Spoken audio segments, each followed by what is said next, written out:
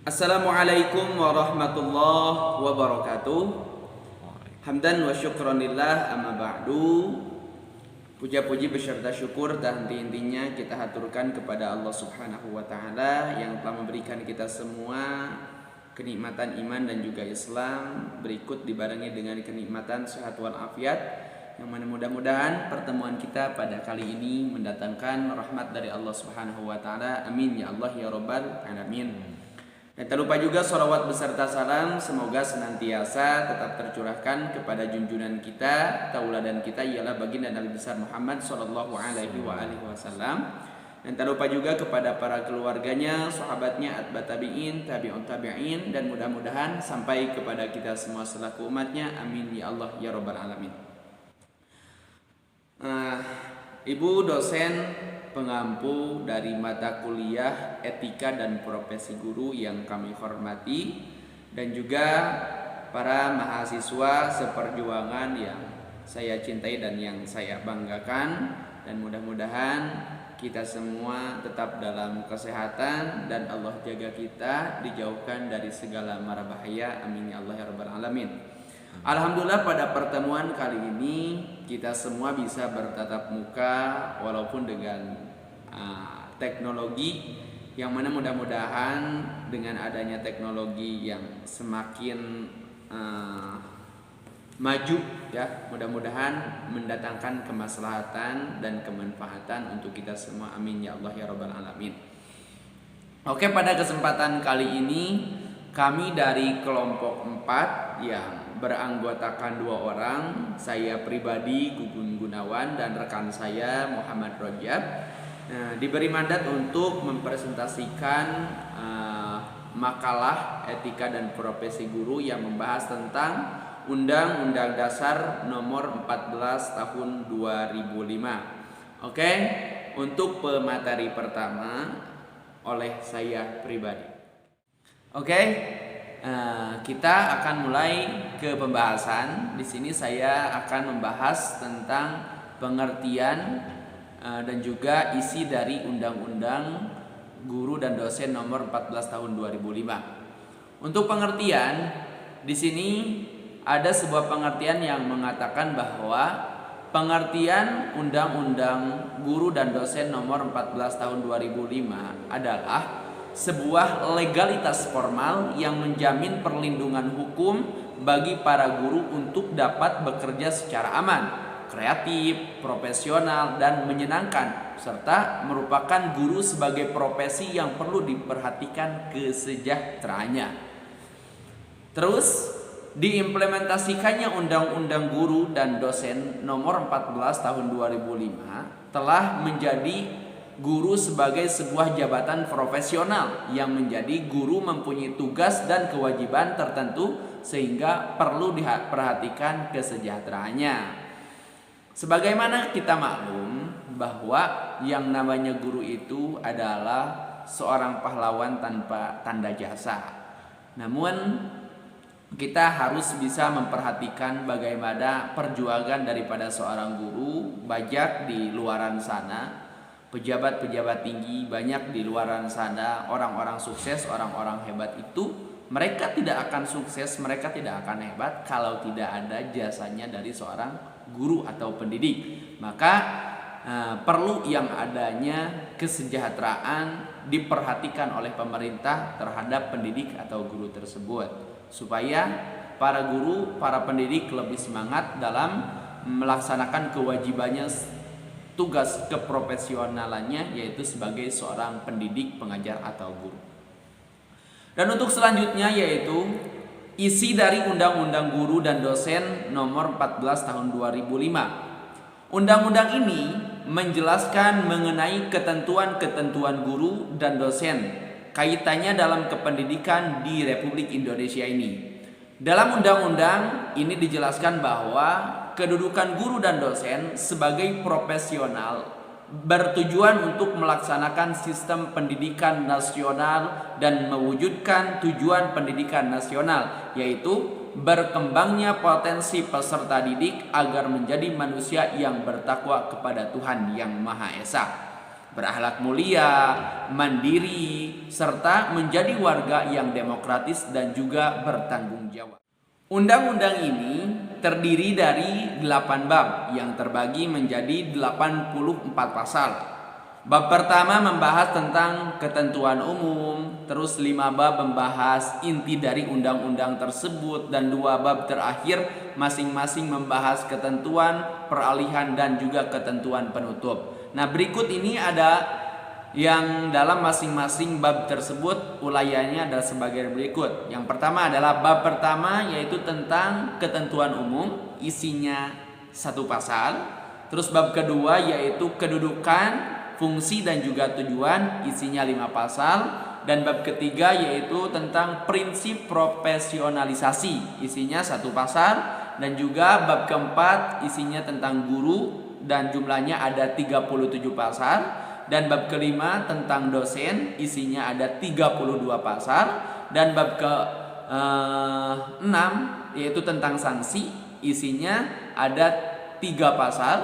Dan untuk selanjutnya ada bab ke-7, isinya adalah tentang ketentuan peralihan, jumlahnya ada 2 pasal. Dan yang terakhir bab ke-8 yaitu tentang ketentuan penutup, isinya ada 3 pasal.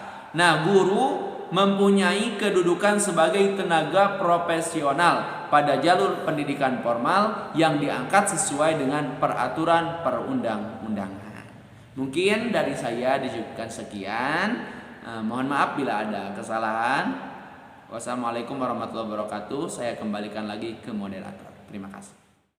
Terima kasih kepada pemateri pertama yang telah menyampaikan pembahasannya. Mudah-mudahan kita yang mendengarkan, yang menyimak dapat mengambil kesimpulan, dapat mengambil pelajaran juga yang bisa kita implementasikan di dalam kehidupan kita sehari-hari. Dan untuk selanjutnya akan disampaikan oleh pemateri kedua kami, yaitu Muhammad Rajab. Waktu dan tempat kami persilahkan. Baik, bismillahirrahmanirrahim. Assalamualaikum warahmatullahi wabarakatuh.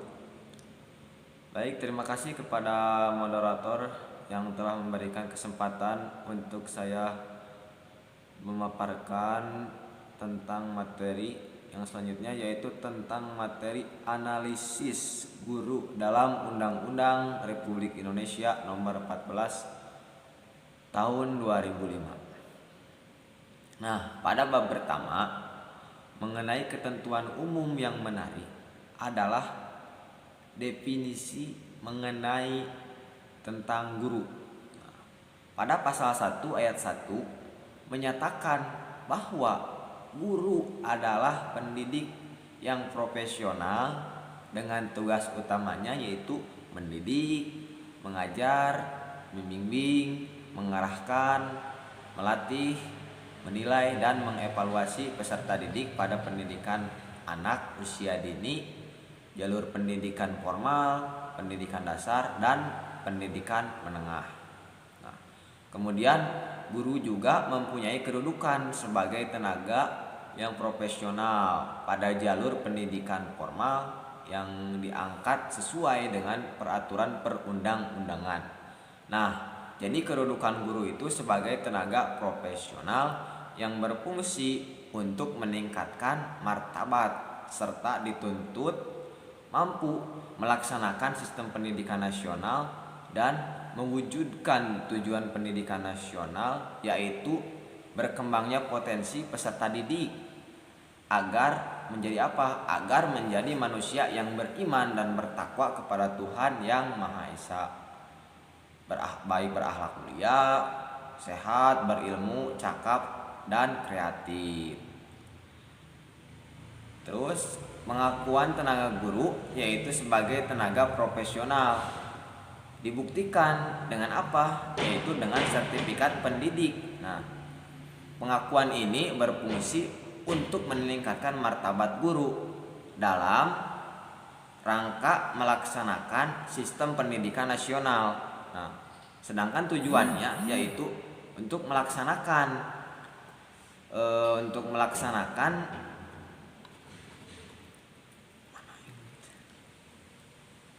sistem pendidikan nasional agar dapat mewujudkan tujuan pendidikan nasional. Nah, Kemudian mengingat guru merupakan,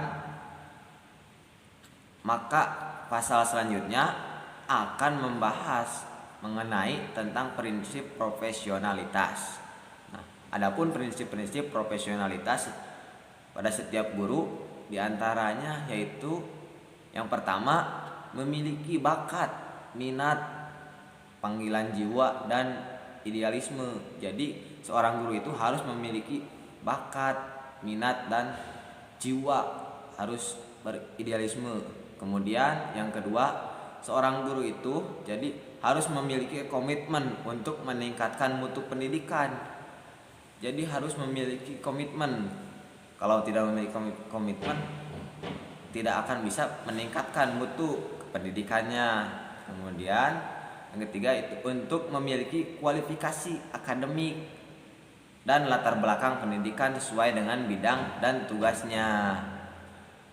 Kemudian memiliki kompetensi yang diperlukan sesuai bidang tugasnya. Jadi seorang guru itu harus memiliki kompetensi dan memiliki bidang-bidangnya masing-masing.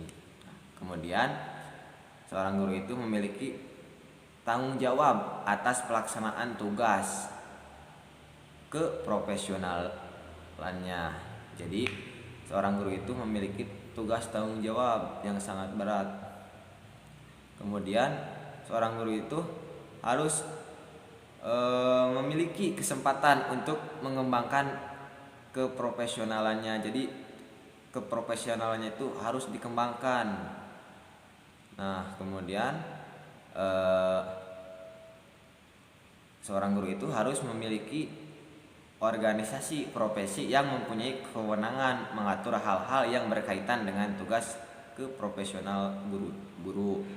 Nah, kemudian ada pengembangan profesi guru yang harus dilakukan secara demokratis. Nah, berkeadilan, tidak diskriminatif dan berkelanjutan. Nah, dengan menjunjung tinggi hak asasi manusia, nilai keagamaan, nilai kultural, kemudian kemajemukan bangsa dan kode etik profesi guru. Nah, jadi seorang guru itu wajib memiliki kualifikasi akademik yang diperoleh melalui pendidikan tinggi atau program sarjana atau diploma. Yang 4 itu yaitu guru wajib memiliki 4 kompetensi. Di antaranya ada kompetensi pedagogis, kemudian ada kompetensi kepribadian, kemudian ada kompetensi sosial, dan ada kompetensi profesional yang harus diperoleh melalui pendidikan profesi guru. Kemudian pada bab 4 ya, khusus membahas tentang guru. Bagian pertama yang berisikan tentang kualifikasi, kompetensi, dan sertifikasi guru.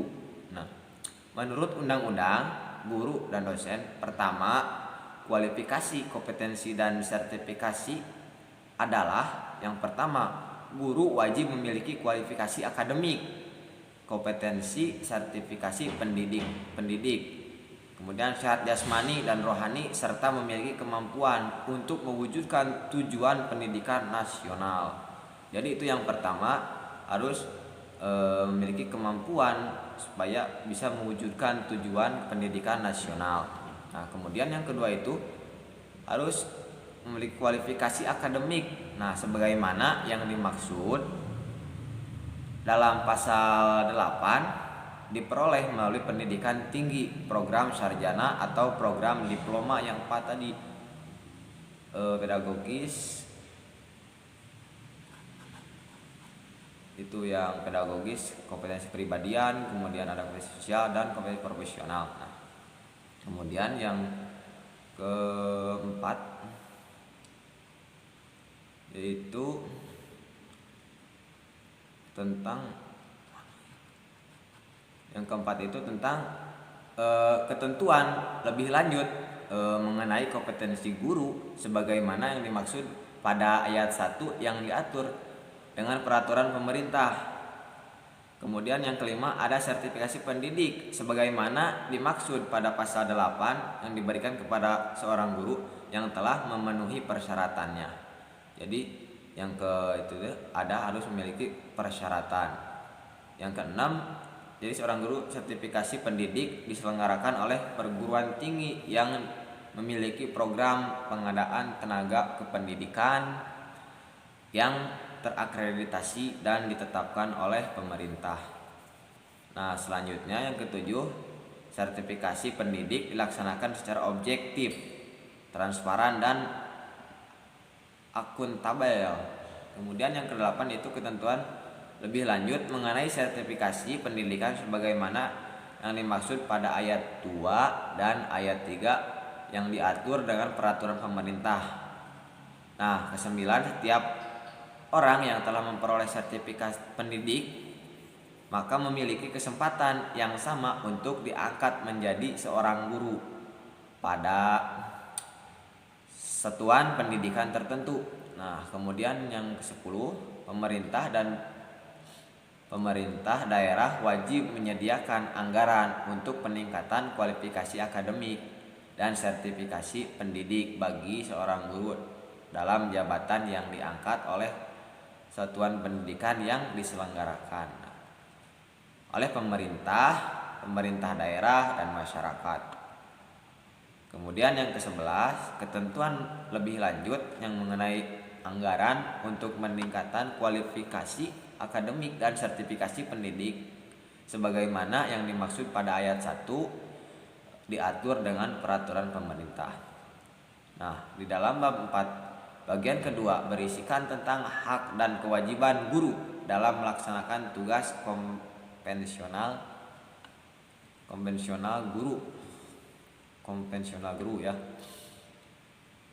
Guru berhak, diantaranya seorang guru itu berhak memperoleh penghasilan di atas kebutuhan hidup minimum dan jaminan kesejahteraan sosial. Jadi seorang guru itu berhak mendapatkan penghasilan di atas kebutuhan hidupnya.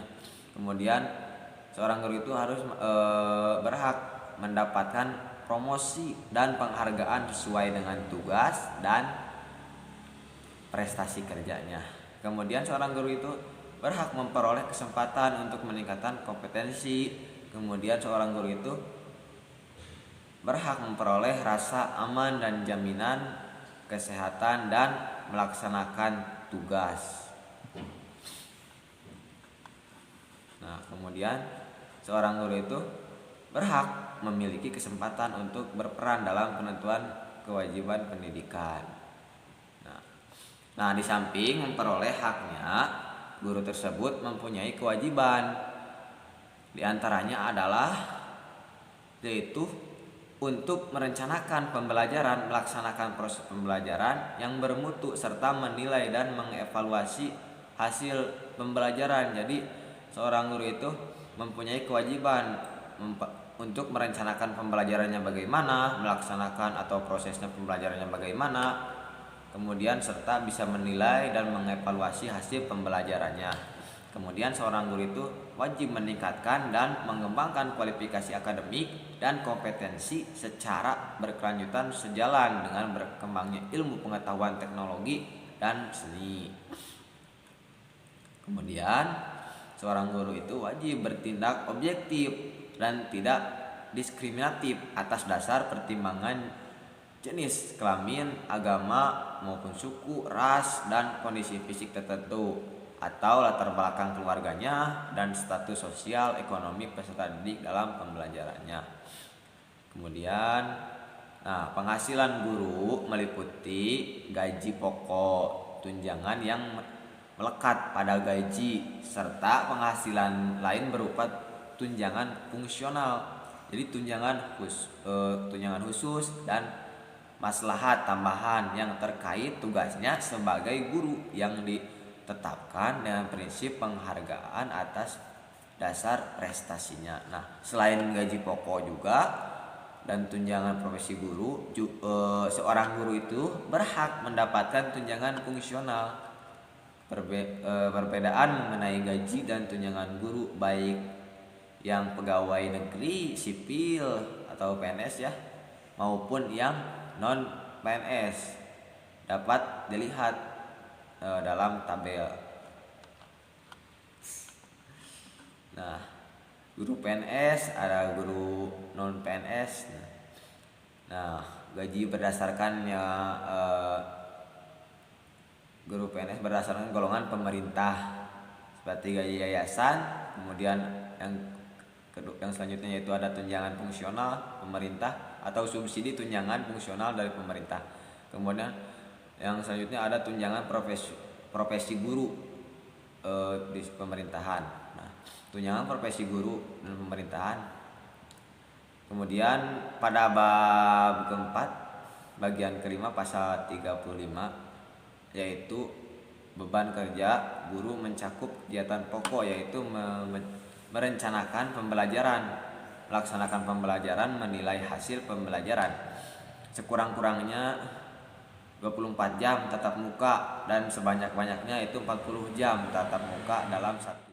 Baik, yang selanjutnya yaitu tentang keunggulan dan kelemahan Undang-Undang Republik Indonesia nomor 14 tahun 2005. Nah, jadi keunggulannya adalah undang-undang telah mengangkat martabat guru secara signifikan dengan cara meningkatkan profesionalitas dan kesejahteraan serta mengembangkan karir guru. Jadi keunggulannya itu sangat menguntungkan bagi guru-guru maupun dosennya. Jadi pendidikan terakhir guru minimal sarjana atau diploma yang 4 tadi, pedagogi yang tadi udah saya disebutkan. Kemudian seorang guru itu bisa menjadi terangkat jabatannya gitu dengan keunggulannya ada Undang-Undang Republik Indonesia nomor 14 tahun 2005 ini. Nah, oleh karena itu untuk menunjang tugas profesionalitasnya, kesejahteraan guru mulai ditingkatkan dengan kenaikan gaji. Nah, jadi sangat beruntung juga buat guru-guru ada undang-undang ini. Jadi bisa menaikkan gaji. Nah, dan berupa tunjangan serta maslahat tambahan. Nah, peningkatan kesejahteraan ini tidak hanya berlaku pada PNS saja, tetapi juga guru non PNS. Jadi sama-sama memiliki penambahan gaji, kenaikan gaji gitu. Jadi sangat menguntungkan keunggulannya. Kemudian keunggulannya berikutnya ialah jaminan hukum terhadap guru menjadi lebih baik. Nah, jaminan hukum tersebut sangat penting supaya apa? Agar guru tersebut dapat menjalankan tugasnya dengan prinsip profesionalitas. Nah, jadi guru tidak boleh merasa takut pada ancaman terkait dengan tugasnya. Nah, adapun juga kelemahannya dalam undang-undang ini yaitu tentang upaya peningkatan kualitas guru terkesan setengah-setengah.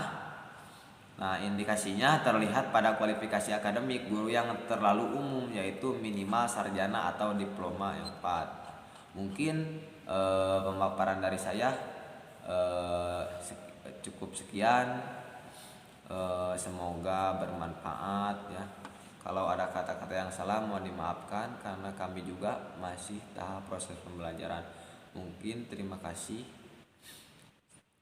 Saya akan serahkan kepada moderator. Terima kasih. Terima kasih kepada pemateri kedua, Saudara Muhammad Rojab yang telah menyampaikan pemaparannya. Mudah-mudahan bisa kita ambil hikmah dan juga pelajaran. Dan saya di sini sebagai moderator dan juga pemateri akan menyampaikan kesimpulan dari pemaparan kelompok kami, yang mana kesimpulannya adalah tentang tenaga profesional guru itu dituntut mampu melaksanakan sistem pendidikan nasional dan mewujudkan tujuan pendidikan nasional, yaitu berkembangnya potensi peserta didik agar menjadi manusia yang beriman dan bertakwa kepada Tuhan Yang Maha Esa, berikut berakhlak mulia, sehat, berilmu, cakap, dan juga kreatif. Peningkatan kualifikasi guru di samping untuk meningkatkan kompetensinya sehingga layak untuk menjadi guru yang profesional. Menurut Undang-Undang Guru dan Dosen, kualifikasi kompetensi dan juga sertifikasi. Oleh karena itu, guru jangan hanya disibukkan dengan mengajar saja. Agar profesional harus dituntut mengembangkan profesinya dengan penelitian.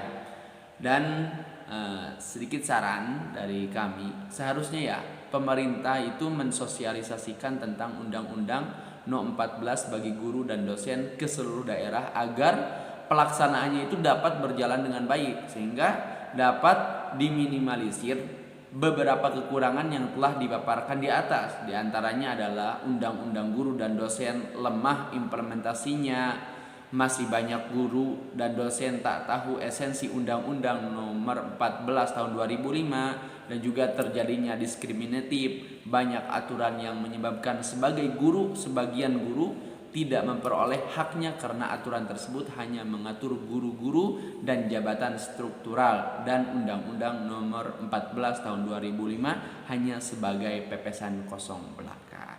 Demikian dari kelompok kami yang bisa kami paparkan. Kurang dan lebihnya mohon dimaafkan. Akhirul kalam. Assalamualaikum warahmatullahi wabarakatuh.